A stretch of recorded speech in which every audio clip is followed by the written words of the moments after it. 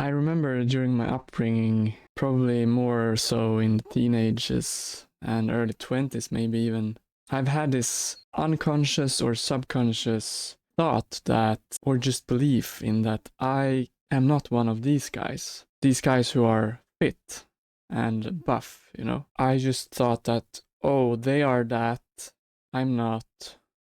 How unlucky. And this should be like a psychological phenomena. So I'm just looking it up here quickly, and I find that yeah, there are possible matches like mixed mindset, fixed mindset. I mean, a fixed mindset assumes abilities are static, circumstances define you, growth is limited. If someone believes traits or situations are fixed, they don't explore change because they assume it's not structurally possible. Yeah, this one hits home the most, and it's from Carol Dweck. I didn't know that a psychological term would be fixed mindset. I mean, that could be most people, right? But that is sort of my point. I'll get to that. It is this common problem, I think, really, where people have this fixed mindset, where in essence we don't understand that everything can be mastered. I guess we are sort of programmed into just thinking that there are certain areas of life that you can master, which are given to you or presented to you, like school, a job. But then there's like sort of this veil over everything else, and it looks like everything else is just what it is, and you can't do much. And if you try too much, you're, I don't know what people judge that as, but there are judgments for people who try also to do stuff. Like for instance, many just assume that there is no way that I can that they can be rich or get out of a situation or change family or generational work lines or change your genetics even. Like, yeah, my grandparents were skinny or fat, so therefore why should I mess or compete with genes, you know? Like, how do I mean, and how is it possible that you can master everything? Well, first you need to see it, and to see it you need to believe it, I guess. You don't, what am I saying here? I guess this is a sidetrack already, but I just came to think of this saying of where most people believe when they see, but really you have to see, or you have to believe in order to see. So I guess that is step 0, but step 1 is to understand how it works, you know, that everything can be broken down into language. For example, when I started with Thai boxing, it was so clear night and day experience where before Thai boxing, clearly I was sure, even before I believed that I could master anything, I still were in this mindset of the beginner or the pre-beginner mindset of total lack of understanding of the art, where I don't understand the language at all. For example, if you hear a new language or a language you don't know, you don't understand a word. But once you start to see that, and it just sounds like, by the way, gibberish, and it's just noise. And with the state that I had before Thai boxing, it was this, everything looked as just a threat, you know, a person with fists and knees and legs coming towards you. That is, you would just have to run, you know. That is how you feel, or you just react with equally fighting incapability. But once I started to learn it with a trainer, you know, and he started to teach me the letters, you know, the A, B, C, D, E, the alphabets of Thai boxing, where it starts to make sense all of a sudden, and I can, wow, okay. The key to understand here is that it's just X amount of ways that you can get attacked in, because before knowing that, it's like, yeah, this X amount is infinite. It feels like, to begin with, everything is a threat, and just everything coming towards you is a punch, if you even know that. But so, like, in an early beginner mindset or state of thinking in fighting and self-defense, you could learn that, okay, that is a punch and that is a kick, okay? But then it can still feel overwhelming because, okay, but how do I even, what do I do? What can I do to that? then you learn maybe, okay, I can do the most basic block to most hits, which is you see in boxing, and you just cover your face. That is like, okay, now I'm starting to get this. And when you learn in Thai boxing, you can, you take your legs and you block a kick like this, and you often connect with that to keep the full protection shield all the way down. So you're starting to learn more and more letters or words of the alphabet of Thai boxing, and you take it even further. You start to understand that, oh, okay, that is a hook. So the hook passes by this normal block. So, but then you learn that, okay, I can put this is covering the hook, the high hook, but then there are lows, and you need to. So you get what I'm going at here. There are actually multiple answers, but at least one answer to everything that can come towards you. And then you practice those, you memorize them, you practice them, and you start slowly to master it. Given enough time and practice, that is what happens. We all know that. But we didn't know, or many don't know, and I didn't know that there is this type of language for everything that we want to master or would like to put that time, learning, focus, and practice habits into. So once you see that, and for many people, like I began with telling, strength training or physical body building is an area where people grow a lot mentally through mastering, because it's so worldwide spread. I mean, easily accessed and simple in a way where you just you eat properly and you work out strategically. So that was what happened to me when I just sort of, once I became aware of that, why am I thinking in this way? I have seen that I have mastered other things in my life. So, the patternal thinking where you see that, oh, I have mastered this without me understanding before that I like anything of that. And I went from zero to almost master in it. And then I could apply that to our strength training. Okay, right, this is not so, it is not infinite amount of things that you need to learn either. It is not genetical. Everyone can do it, So for example, for gym, for building your body, you need to eat certain amount of protein grams per your body weight every day or weekly, and the same amount approximately with calories based on how much you burn. And then you need to have some, time under tension properly. There are proven methods, that you can just copy and try out for yourself. And that was really simple. And I gained like 10 kilos quickly and double or tripled my lifts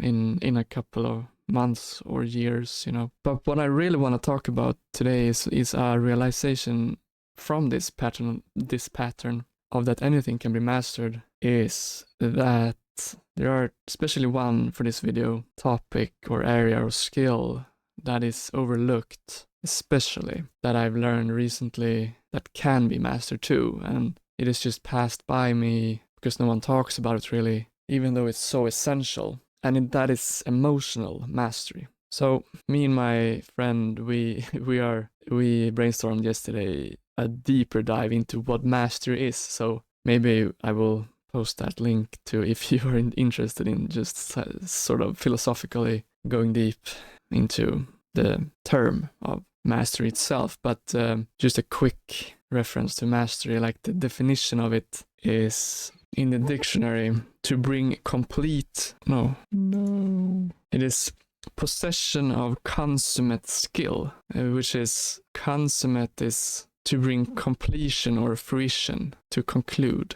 To realize or achieve, to fulfill. Or, in other words, you reach sort of a threshold where you have so much skill that whatever life throws at you in that area, you have a nice response to that. Or not nice, but a correct response that is sufficient. For example, Thai boxing, where you know the response for every threat that is coming at you. If it's a hook, you do this. If it's a straight punch, you do this. If it's a kick, you do that. And then there's also included in Thai boxing mastery, I would say, the way to counter also, where you first know how to dodge or block, but then there is the response that is correct. It could be a step back or a sideways step where you get an extra good angle for attack, or not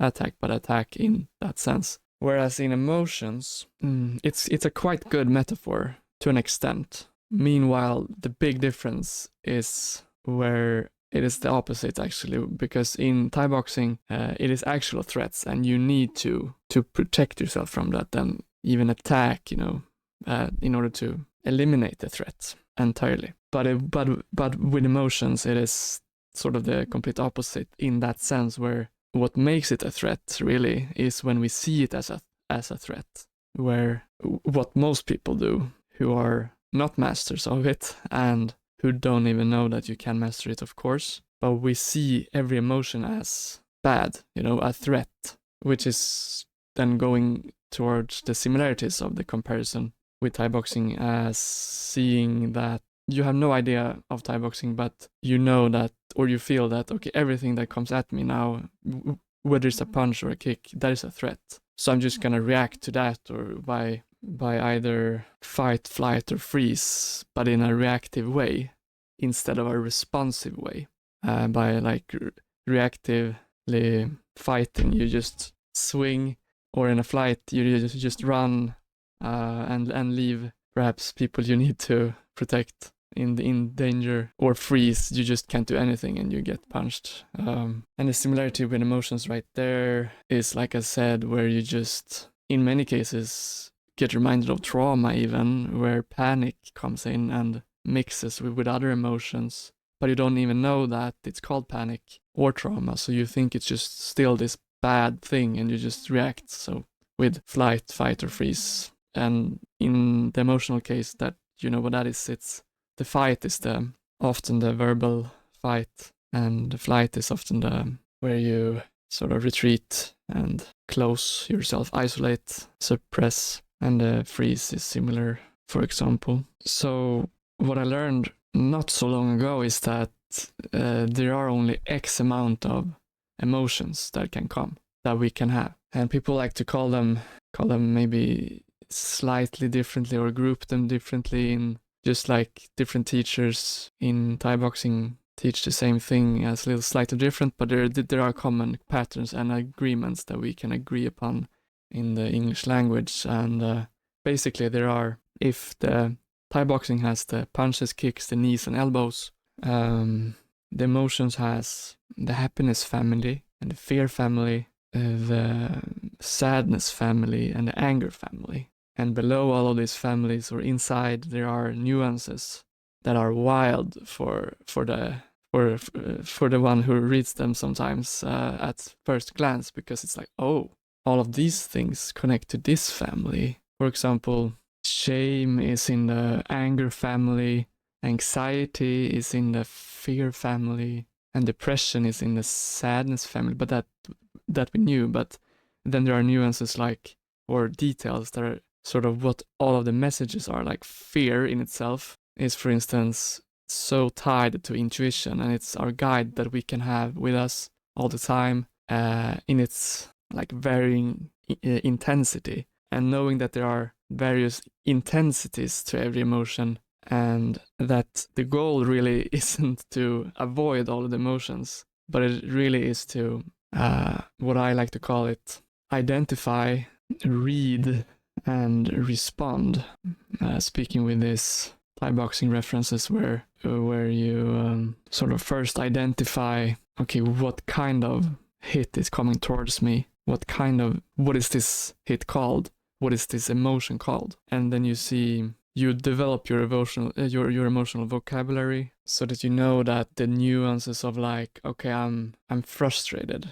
Yeah, that's really a nuance to anger, right? That is, that you're frustrated in the anger family, and then you go to step 2, like you read the punch. Where is this punch gonna come? And that would be correspondent to maybe the emotion, where, like, what is the message of this emotion? And for the basics, just knowing that, like, what it can do, this threat can do, and what it doesn't do. You know, in Thai boxing, it is a threat and it can hurt you, especially in certain areas. And with emotion, the key is to learn that the emotion cannot hurt you in its pure form. It is a messenger of something else. For example, anger.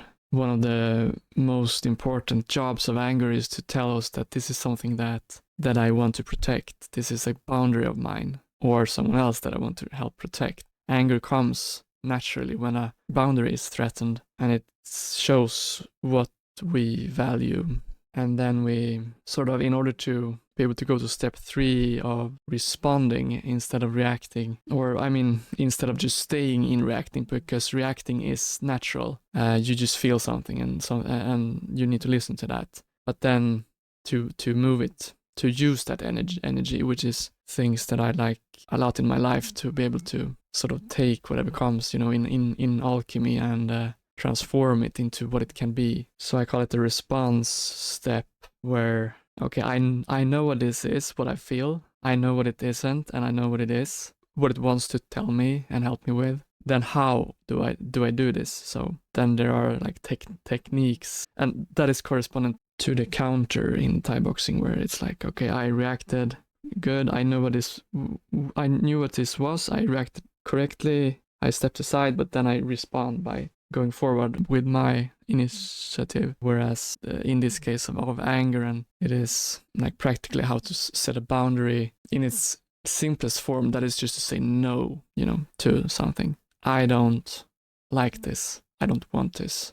You stay there without shame in order to be able to set that boundary, because if you have shame, you need to deal with that as well. It's another emotion. There are really only 18 emotions, and I guess some people call them more and less, but approximately 18 emotions that we have. And you get my point there, whereas there's a unique response to every emotion that can come at you, where prior steps is to learn that it's not coming at you, but it's coming for you. And that itself is a change of life, where like a huge benefit of mastering emotions, because for one, it lets you not feel like everything is against you, and that there's something wrong with you for feeling your emotions. Which, by the way, speaking of like feeling there's something wrong with you by feeling emotions, is one of the most hidden traumas that the most people have, because of our culture and traditions and ancestral traditions, of that we have learned from early age, everyone, that it is not okay to be sad. Actually, when the parents show that by practice through as quickly as possible trying to make us happy when we are sad. And the same goes with anger and other emotions often. So what needs to be done here is like, there needs to be a step sort of that floats in between all of the 3 steps here, which in Thai boxing that would be equal to the Dantian, which is the space that the Eastern traditions call say is a little bit below the belly button, which is the center of the ki, the chi, and where all your power comes from, or charges up from the ground through your feet and up, you know. And it's a good example, because what you do with that, I think, is that you wait and feel until it's time, like until you have the energy stable there, and then you do your move, and then like always have this presence with that. Where in emotions, what I mean here is to always be present. Like the key to healing this sneaky trauma really is to have infinite presence with whatever you feel, until you feel that, okay, this is okay now. It's okay that I feel this, because if you want to jump, like go through processes and jump too quickly towards the solutions, that is repeating what we were brought up with, and it will hinder us from really breaking through with any emotions, because we will always ignore that emotion that is suppressed, like, or the meta emotion sort of, which is the allowance of emotion. And yeah, I don't know if that is a proper way of calling it, but it is something worth mentioning when speaking of emotional mastery for sure. And another benefit of mastering emotions, I mean, the benefit of mastery in general is to feel sort of capable of whatever you are doing. It is amazing to do that in sports. Most people know that and adore or envy sports stars who are masters at that. And we commonly know that it takes practice and that stuff. But many think it's also luck and talent. But when it comes to that, my opinion is that what is luck is that maybe then those people really had passion and maybe they heard early on that they could pursue it and got the opportunity to do that. So in that sense, sure. But it can be done for any area, like I say in this video, that you can master anything, any language you can learn. You just need to break it down and put enough time to it and to not make it feel overwhelming. Take it step by step. And it's just in its essence of mastery. It's a nice feeling where sort of things are put into your subconscious already, and you can focus on the present moment so much so that you get into this flow of intuition and desire and or whatever. Nothing is hindering you from completing and pursuing the task and even having fun doing so without worry. Or well, there can be actually a little bit of worry, because worry is sort of anxiety, and that's an emotion for its own, which is speaking towards what we need to do in the future. So whenever you have anxiety, that is really sort of a medium intense form of that your instincts are trying to tell you that things need to be organized and things need to be done. It doesn't have maybe to be done now, but it needs at some points to be done. And then to this language, by the way, of emotions, it is a key to understand not only that they can be in like 3 intensities of gentle, clear, and loud intensities, whereas being anxious is sort of a clear intensity state, and a gentle version of it would be like prepared or focused, which is a big aha moment when you realize that. And in its loud state, it can be actually things like peak performance, laser focus, but also when not yet organized, it can be even paralyzed or you are so anxious. But learning this language of emotions and mastering that can benefit with also then no longer treating these emotions as just bad, and therefore understanding how to make them flow again, where you can turn such an intense natural reaction of that things really need to be done in the future or soon, and you are sort of paralyzed by it. But if you understand it, then it can turn into more of this laser focused thing, sort of like a good example of anxiety experiences are deadlines, and when people study for tests, and this emotion gives a lot of energy as well, and that is what you experience when you sort of get the power you need to finish vast amounts of work in short time. But for those who don't prefer working with these intense states of that, they can, like we know, do smaller things more frequently, and that is a way of working with sort of more gentle versions of that emotion. And I think personally it's such a great skill. I mean, sure, any skill can be great, but for being human, being able to treat your emotions as allies and have them as allies, as perfect messengers of what you need in your life. The fear families in particular trying to keep you safe, and the sadness sort of try to keep you grounded and letting go of what has ended to be able to birth anew, and the anger in essence sort of protect what you value. And those are super helpful things to have in your arsenal, not only for yourself and your well-being, because the Buddhist, I think it's the Buddhist saying of that I'm paraphrasing this. Yeah, I looked it up instead, but I don't know if it was the Buddhist really, but it's this saying of suffering equals pain times resistance. And sure, it can be painful to feel emotions, but it's when we're resisting it that it becomes suffering. So not only for ourselves in that sense, but also think about it. What destructive energy in the world does not come from suppressed emotions? If you're familiar with how that works psychologically, when things sort of are pressed into your shadow because you refuse to admit parts of yourself, really, because of reasons. But what that leads to is, for example, hate. It's a very intense form of anger, and it's really very connected to the shadow, where it's something that you won't admit that you have in yourself, and when you see it in others, you hate it. And the same goes actually for its other side of the coin, which is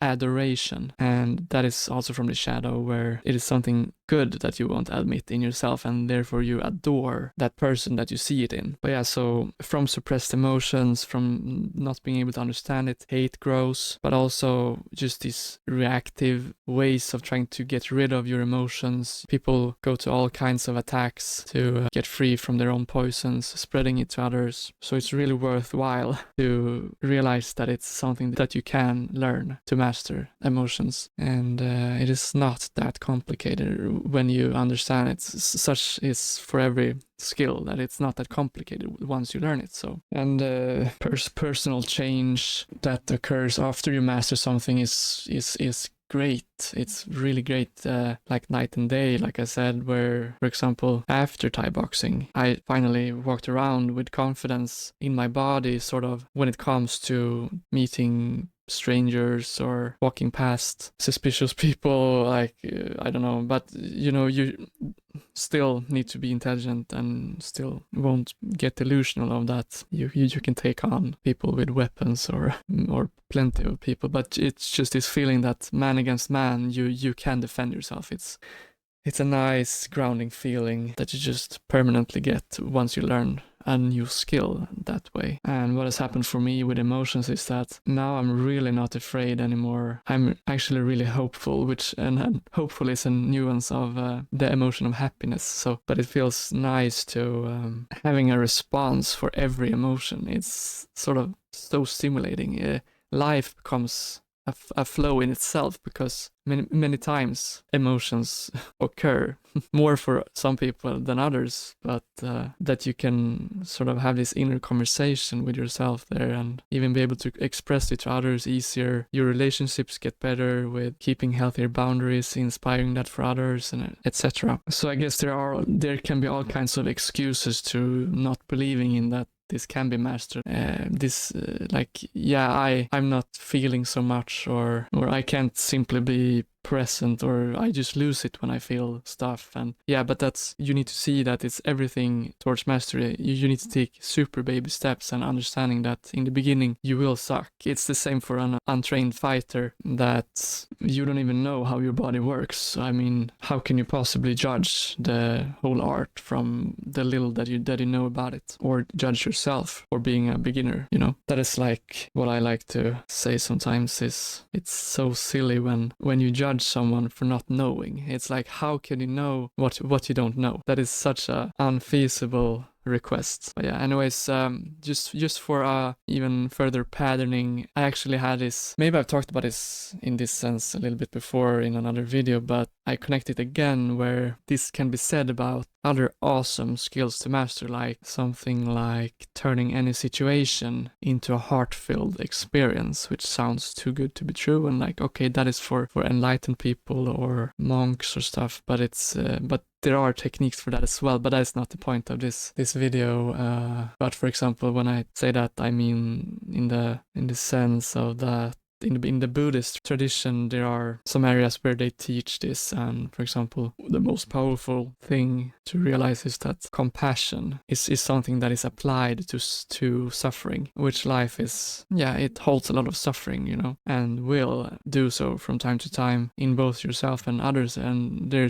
are techniques on how to transform that into actually like not bypassing the emotion. You stay there for sure, but doing so with a certain technique and some special intentions and words to that, and practice, you still keep it, but what arises is also a filled heart of compassion. And it's very, very meaningful, because arguably what is more meaningful than having a filled heart, and also here a common just assumption is that but a filled heart can only be accessible when XXX happens, not XXX, but X things, XYZ things happen. But I'm here to tell you otherwise. But anyways, I told you briefly about my framework here with the identify, read, response, with the sort of Dantian element into it. But I'm working on right now, we will see when I attach this to this video, but look in the description for a free cheat sheet, sort of field guide, and maybe a prompt also for being able to start to learn this language of emotions. I think that holds a lot of value, and you can sort of print it out and have it with you, or just use the prompt. Then just having that will probably change your life, not to say too much, to be honest. So yeah, look for that in the description. And then you need to take care of yourself, and you could subscribe and like this video also if you want, or even comment and share whatever YouTubers say, you know, because not just because it's fun, I guess it's because of the reminder of those who actually wanted to do that in the first place. Okay. Have a nice weekend. Bye.